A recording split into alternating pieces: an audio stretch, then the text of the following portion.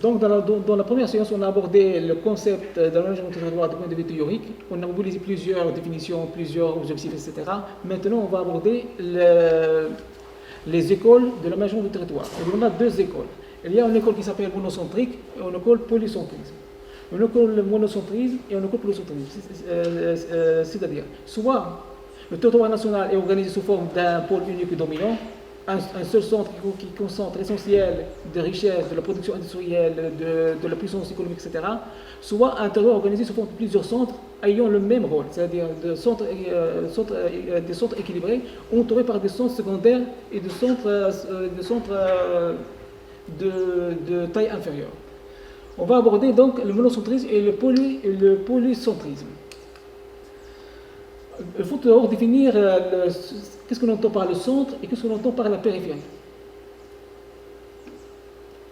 Le centre, en fait, est emprunté de latin centrum sur la base du grec ancien centrum qui signifie pointe. C'est un point crucial. C'est un point crucial, un point centré dans un territoire déterminé. Le centre est le noyau, le cœur d'un territoire ou le pôle de développement. Pourquoi? Parce qu'il réunit la puissance économique et financière et politique d'un pays, d'une nation. Donc le centre est un point crucial. Le centre également c'est le point de départ. Le point de départ de toute initiative, quel que soit au niveau administratif, politique, au niveau culturel, social, la mode, les mœurs, les traditions, etc. C'est également le point de convergence, là où se convergent les initiatives. Également, c'est le point d'aboutissement. Certains chercheurs affirment que le centre, c'est là où les choses se passent, là où les choses prennent la vitesse. Il faut mentionner que la vitesse sociale et la vitesse économique du centre est toujours très, très développée. La principale caractéristique du centre, c'est qu'il est un centre d'accumulation de richesses, de reproduction de richesses et de la redistribution de la richesse. C'est pour cette raison qu'il est qualifié du centre. Donc, c'est le point, je répète, le centre est un centre de création de richesses, d'accumulation de richesses et de la redistribution de richesses et de la redistribution de richesses. Qu'est-ce qu'on entend par la périphérie? La périphérie est composée de deux mots. Péri qui signifie autour et phérien qui signifie porter. Donc la périphérie signifie action de porter autour. Le mot périphérie est défini selon les disciplines scientifiques. Si on a dans le cadre de la géométrie, ou bien de la géographie, ou bien de la sociologie, etc. En géométrie, le point signifie le pourtour. La circonférence d'une figure formée par des lignes, courbes, ou encore la surface extérieure, c'est-à-dire. En géographie urbaine, le centre désigne par exemple les quartiers qui se trouvent loin du centre-ville. En géométrie, c'est une partie extérieure du centre. Dans la géographie urbaine, c'est l'ensemble des quartiers qui se trouvent autour, donc loin du centre-ville, les quartiers périphériques. Cependant, par exemple, la sociologie urbaine, la périphérie désigne une partie externe d'un espace considérée comme étant sous la domination du centre. Je répète, une partie externe d'un espace considérée comme étant sous la domination du centre. Donc définir le mot périphérique, ce n'est pas vraiment une tâche facile parce qu'il diffère selon le champ disciplinaire, selon le contexte. C'est le contexte politique, social, etc.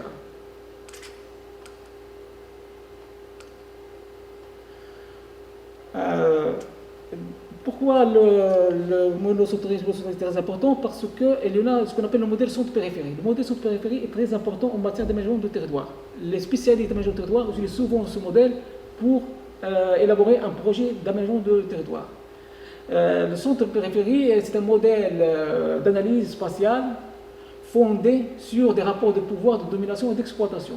On a toujours un centre qui accumule les pouvoirs, qui domine la périphérie est dominée et la périphérie est toujours exploitée.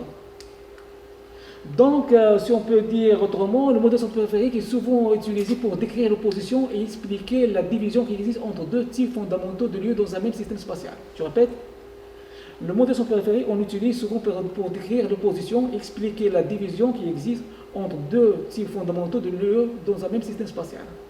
Le centre, c'est-à-dire R foyer, qui commande et qui profite de son rôle dominant, et le lieu qui le subit en position périphérique, R marginal.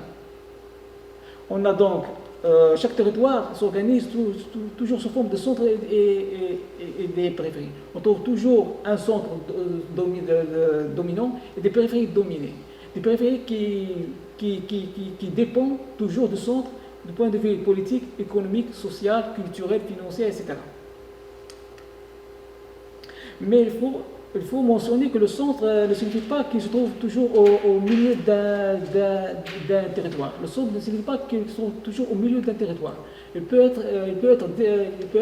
déterritorialisé et également il peut se déplacer dans le temps. Par exemple, le centre au Maroc est Fès, après Meknès, parfois Marrakech, actuellement Rabat. Ce qu'il faut retenir, qui sont très importants, que pour utiliser correctement les notions de centre et de la périphérie, il ne faut jamais oublier qu'elles ne sont que des notions relatives et donc transposables à tous les degrés de l'échelle spatiale. Je répète, pour utiliser correctement les notions de centre périphérie, il ne faut jamais oublier qu'elles ne sont que des notions relatives. Les résultats sont toujours relatifs et donc transposables à tous les degrés de l'échelle spatiale. Le modèle centre périphérie est un modèle robuste, efficace pour expliquer les inégalités, mais à condition à ne pas le banaliser à l'excès. Il faut l'utiliser avec modération. Alors, quand on parle de monocentrisme, autrement dit, quand on parle d'un espace organisé sous forme d'un schéma spatial monocentrique, lorsqu'on a un seul centre majeur écrasant, où il y a un centre principal et des centres secondaires strictement en arrière, autrement dit, lorsqu'on a un seul centre dominant, ou bien un centre principal entouré par des centres secondaires, mais strictement en arrière par rapport au centre principal. C'est-à-dire qu'ils n'ont pas le même rôle, le même poids que le centre principal. Dans ce cas, on parle d'un espace monocentrisme ou bien un espace à pôle dominant. Voici le schéma. Voici soit le premier schéma radioconcentrique, on a un seul centre unique dominant, le point noir. L'espace, le périphérique est vide, c'est-à-dire qu'il n'y a pas vraiment de développement socio-économique, c'est-à-dire un espace marqué par la discontinuité, un espace marqué par les forces d'inégalité. Soit, le deuxième modèle, soit on a un centre principal, mais entouré par des centres secondaires qui strictement en arrière, n'ont pas le même poids économique, financier, politique, etc. que le centre principal.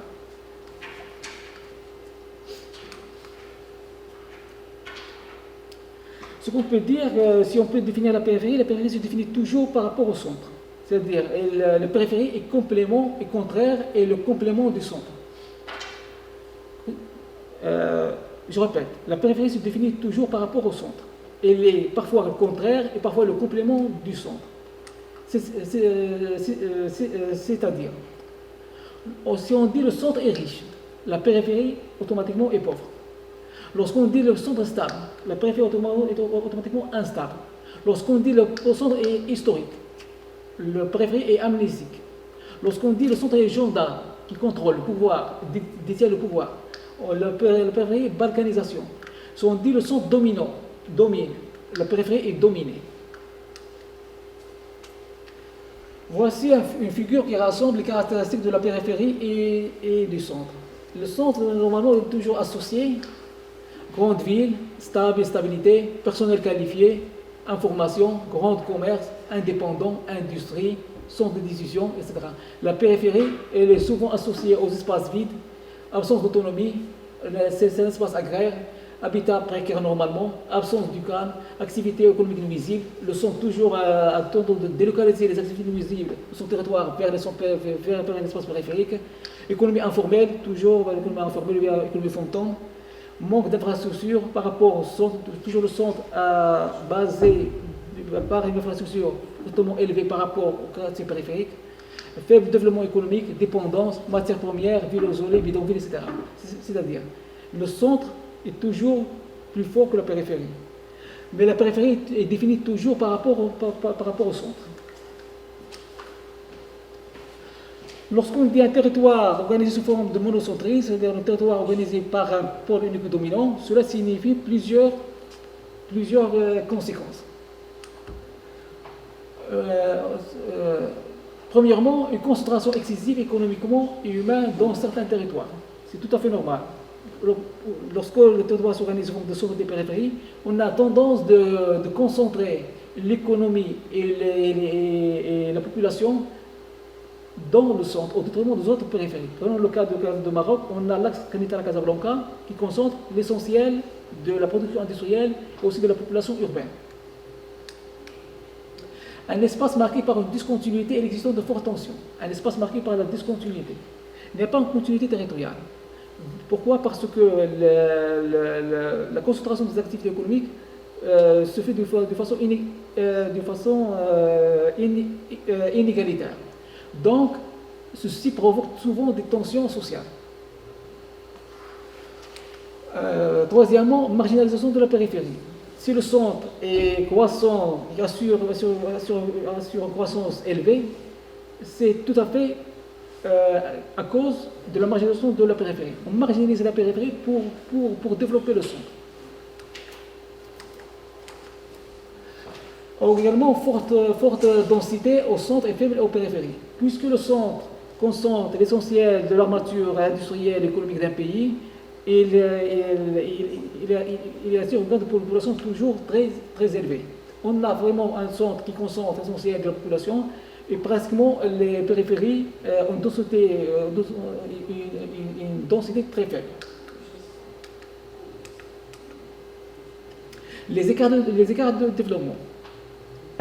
Il y a, dans un pays monocentriste, il y a toujours un développement à double voie. Une voie à vitesse qui concerne certains territoires et une voie longue qui concerne les quartiers périphériques. Les disparités régionales croissantes, tout à fait normal, vu ce que nous avons évoqué ci-contre. Armature urbaine faible et déséquilibrée. Et finalement, inégalité en termes d'attractivité et de compétitivité. Certains territoires ont la capacité d'attirer des investissements. Pourquoi? Parce qu'ils ont les moyens industriels, les moyens de qualification personnelle, les moyens des infrastructures de base qui leur permettent d'attirer les investissements. Par contre, les zones périphériques se trouvent toujours en situation de sous-développement. Lorsqu'on dit un centre, le centre est toujours un centre de décision politique administrative, c'est-à-dire pour qu'on puisse définir un centre, un espace déterminé en tant que centre, il faut qu'il soit un centre de décision politique administrative, c'est-à-dire il concentre la décision politique et administrative. Un centre de décision économique, c'est lui qui dicte les orientations économiques d'un pays. Un centre de communication doté de puissance infrastructure. Toujours la communication, les TIS, etc., très élevé par rapport au quartier périphérique. Un centre financier. Un centre d'accumulation et de reproduction du capital.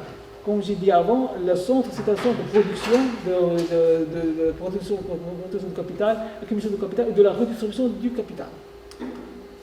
Un centre de création de nouveaux produits financiers, d'information et culturels. Un centre scientifique et culturel par excellence. On a grandes universités, les laboratoires, bureaux d'études, mode de vie, comportement, valeurs, croyances, idéologie, etc. Un centre d'attraction touristique.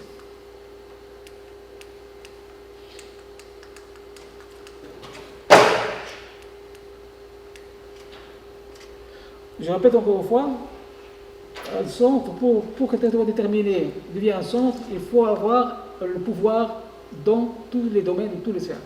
Administratif, politique, culturel, économique, financier, social, au niveau de recherche et développement, etc. Donc prenons l'exemple par exemple de la France. D'ailleurs, le modèle monocentrique, c'est un modèle d'aménagement du territoire français, francophone. On a Paris.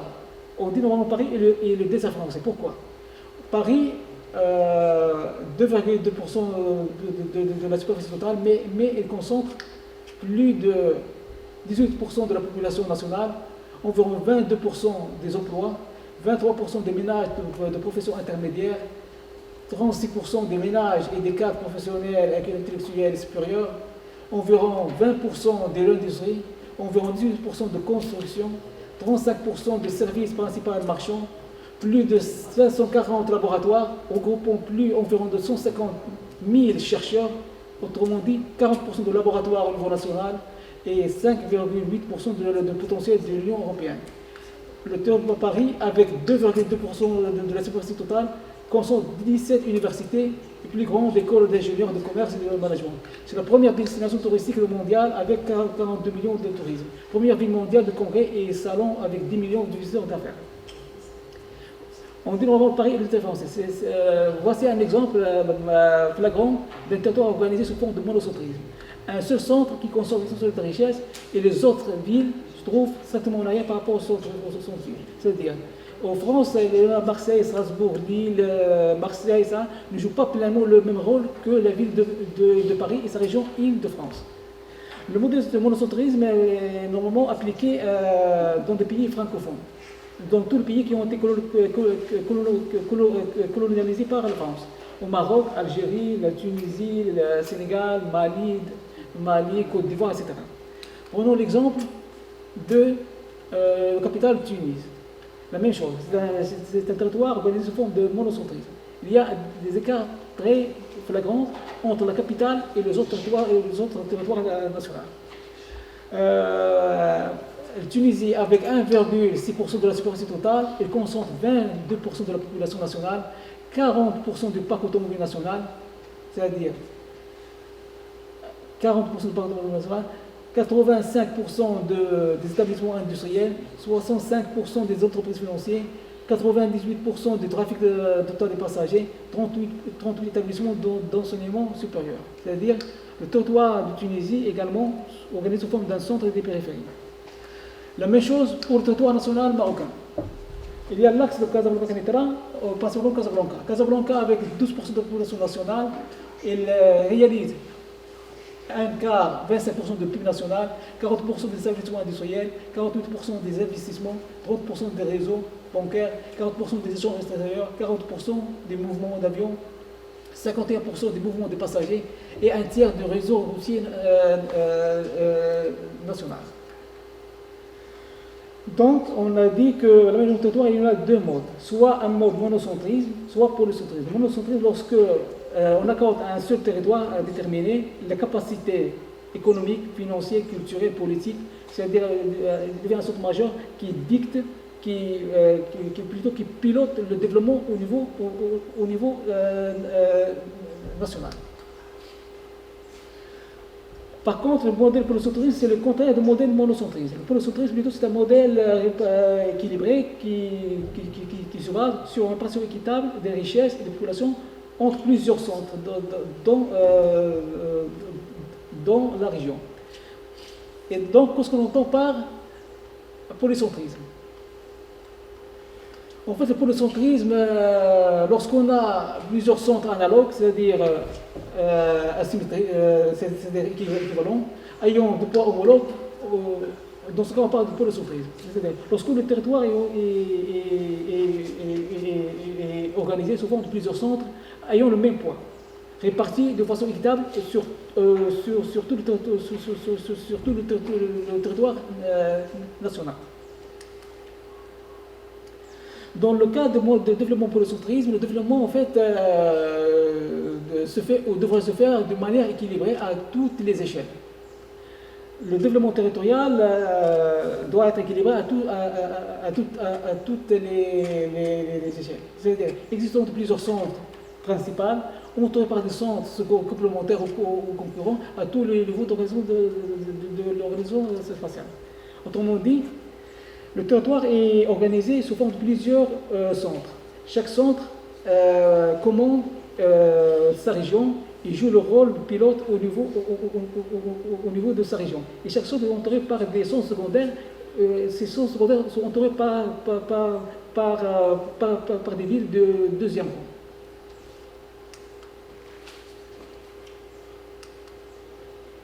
Voici l'exemple de l'Allemagne. On a le système de tourisme à plusieurs échelles, nationale, région étendue, un système fédéral. Les Länder se sont chacun dotés de leur capitale. Chaque région a sa propre capitale. On trouve Stuttgart, Hannover, Munich, Wiesbaden, également au niveau urbain. Au niveau urbain, on trouve que chaque centre est entouré par plusieurs centres de taille moyenne. Comment on peut redire ceci d'une façon autrement? Voici une carte qui figure le schéma territorial monocentrique. On a plusieurs régions, chaque région est autonome, chaque région a sa propre capitale, un centre, chaque capitale régionale est entourée par plusieurs villes et centres secondaires. Ceci fait au niveau national un schéma polycentrisme. Mais au niveau de chaque région, il devient monocentrisme parce qu'on a un seul centre dominant. Voici une illustration détaillée. Le polycentrisme au niveau allemand, c'est un polycentrisme spécialisé. Chaque centre devient spécialiste dans un domaine précis. On a Berlin, Hambourg, Munich, Francfort, Stuttgart et Düsseldorf. Berlin, capitale politique, est spécialisée en matière de la culture, des arts et des médias. On a Hambourg, spécialisé en médias, industrie de pointe et de l'aéronautique. Stuttgart, industrie automobile et électronique, notamment Mercedes et Siemens. Munich, on trouve le siège de BMW. Francfort, capitale financière. Düsseldorf, grand centre des échanges financiers et économiques avec le Japon. C'est un schéma territorial monocentrisme plutôt multifonctionnel. Chaque centre assure une fonction spécifique. Mais chaque centre est plutôt en complémentarité avec les autres centres. Ceci nous donne finalement un territoire homogène, solide et aussi une croissance soutenue. Cela signifie quoi? Cela signifie en fait le polycentrisme, on a plusieurs formes. Il y a le polycentrisme fonctionnel. Ce que nous avons vu, chaque centre a une fonction précise, spécifique. Il y a le polycentrisme maillet. Il y a le polycentrisme multiscalaire, c'est-à-dire un centre assure plusieurs fonctions. Le polycentrisme au niveau d'aménagement de territoire signifie un développement spatial équilibré, croissance soutenue, cohésion économique et sociale, accès équivalent aux infrastructures sur l'ensemble du territoire, forte connectivité entre les territoires, forte coopération infra et interrégionale, et partage des fonctions économiques, logistiques et événementielles.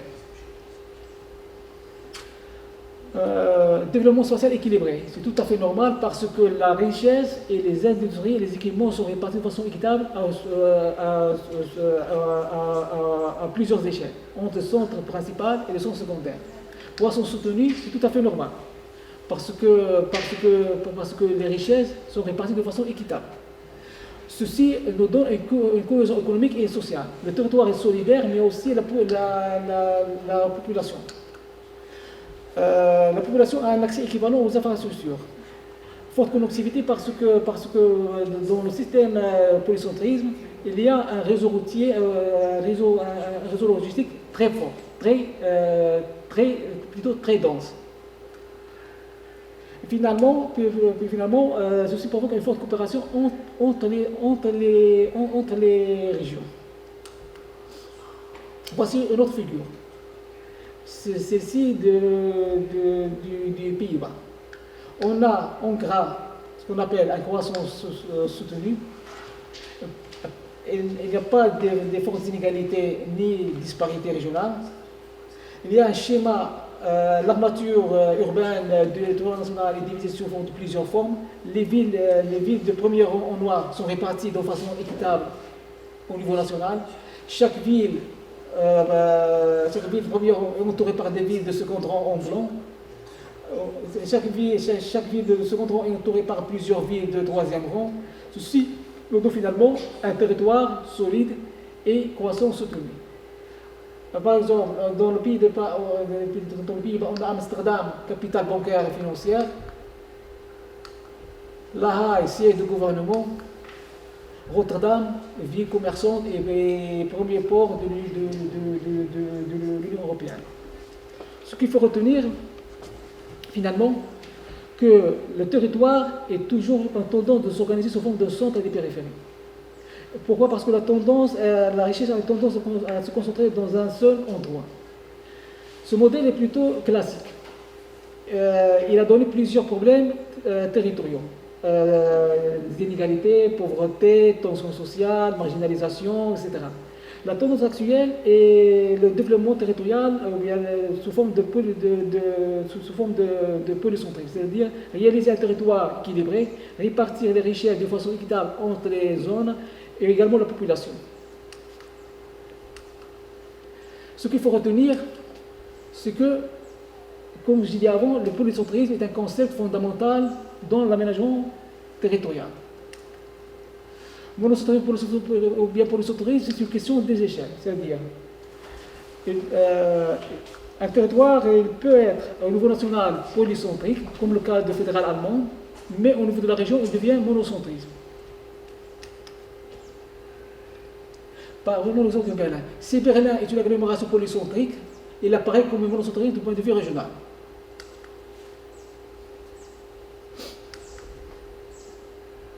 Lorsqu'on a un espace organisé sous forme d'un seul centre, dans ce cas, on parle d'un schéma territorial radio ou bien monocentrique, en premier de nom. Lorsqu'on a deux centres, on a un schéma organisé sous forme de duocentrique. Lorsqu'on a trois centres, tricentriques, etc.